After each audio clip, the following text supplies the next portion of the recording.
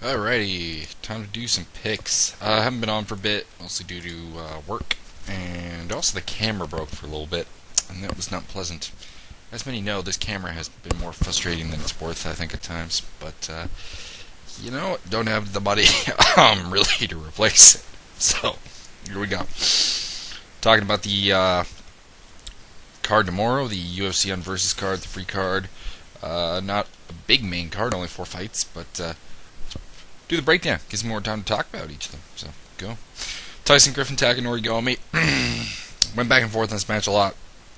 Gomi looked terrible against Kenny Florian, but to be honest, Tyson Griffin's been incredibly unimpressive against anyone who has stand-up and wrestling.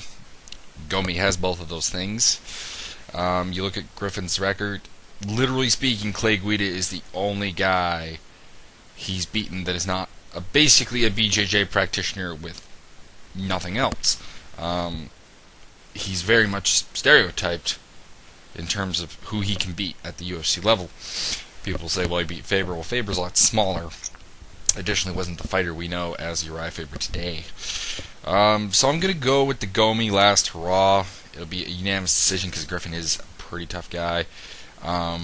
If Griffin wins this fight, it's by no means surprising, but I think it says more about Takanori Gomi's degradation of skills or lack of motivation than it does about Tyson Griffin's advancement in the game. That's kind of about it. John Howard, Jake Ellenberger. There's been a really weird thing going on here about John Howard being a good grappler. I've heard a lot of people say it, and I don't get it. I don't in any way get it. John Howard makes so many mistakes on the ground. So many. In both the Daniel Roberts fight and the Tandem McCrory fight, it's just I don't understand how he has any reputation as a good grappler. I don't understand it. That being said, Ellenberger is not exactly a fantastic offensive grappler. He's not a guy that really is going to submit you. If he's going to finish you, it's going to be by TKO or KO. Both men have a lot of power in their hands, but I give Ellenberger just kind of the advantage in every aspect of the game. Outside of perhaps power, I think he has the better stand-up. I think he has the better grappling. I think he has the best. I think they're both not going to be overly worried about cardio. I'm taking Ellenberger by a unanimous decision, basically. I think if he wants to take down Howard, he can do it. I think Howard's not going to have anything for him on the ground. I think on the feet, Howard's stand-up is a bit ugly at times. He's got great power, but he does tend to thrash a bit wildly. He is also quite short and has a definitive reach disadvantage. So I have to go with Ellenberger on this one. All signs pointing to him. Yushin Thunder Liger. Oh, I'm in wrestling mode. Yushin Thunder Okami versus Mark the Filipino Wrecking Machine Munoz. Mark Munoz is the type of guy that has been beating Okami lately. See his fight with Chael Sonnen, basically. Which would make you think Okami, except that Munoz has a pretty poor clinch game. Okami is very good in the clinch. Munoz also, I have some questions about his cardio. It has not looked really all that good. His ground game, I think, is a bit weak. I think he requires a lot of polishing. I'm going to go with Okami.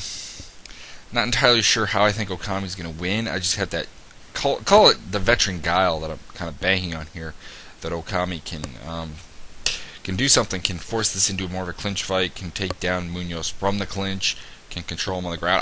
I do believe he can control him on the ground. The problem is if Munoz does get on top of him, Munoz has some very heavy hands. I'm not overly worried about him finishing Okami, but I could see him controlling Okami to a decision.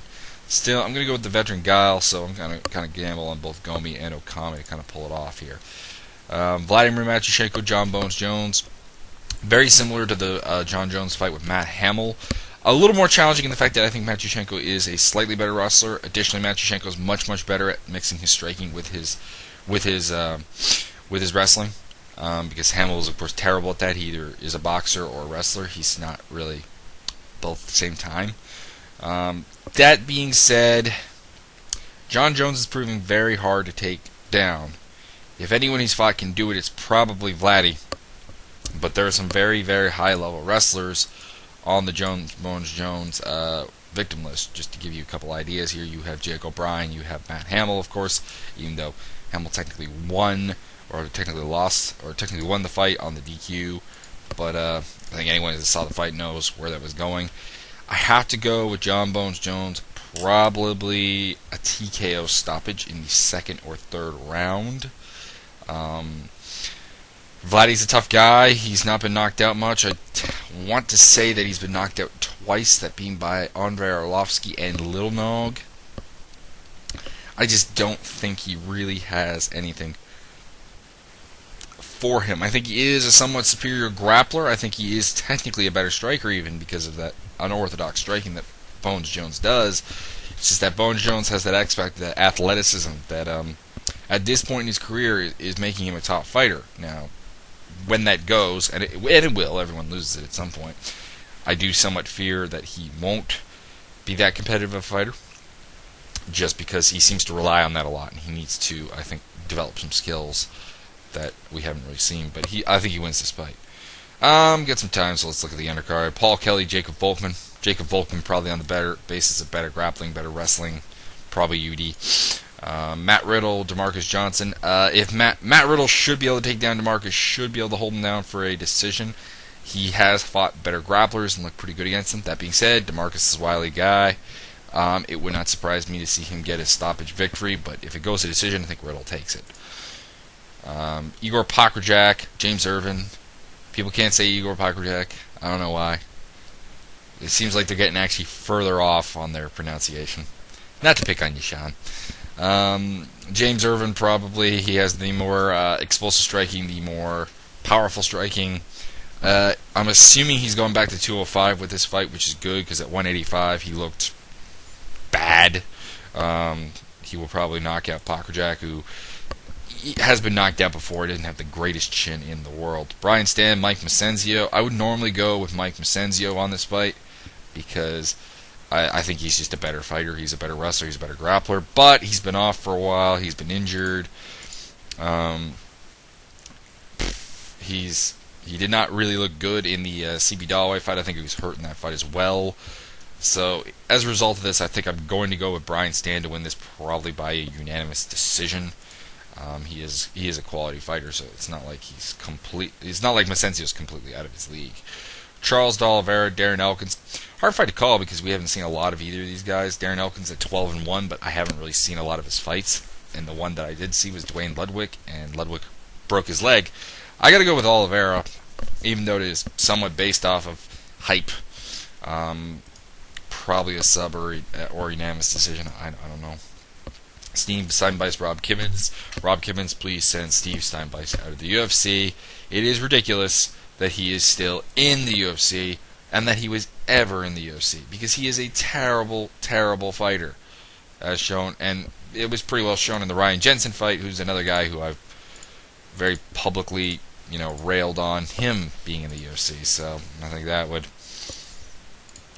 probably just seal the deal. So, as for the how, Kimmins has got some good subs. Steve Steinbeiss is a wrestler who doesn't have the greatest takedown defense, or the greatest submission defense, so I would probably go with a sub for Steve Steinbeiss. Pardon me, not Steve Steinbeiss. Rob Kimmins, second round.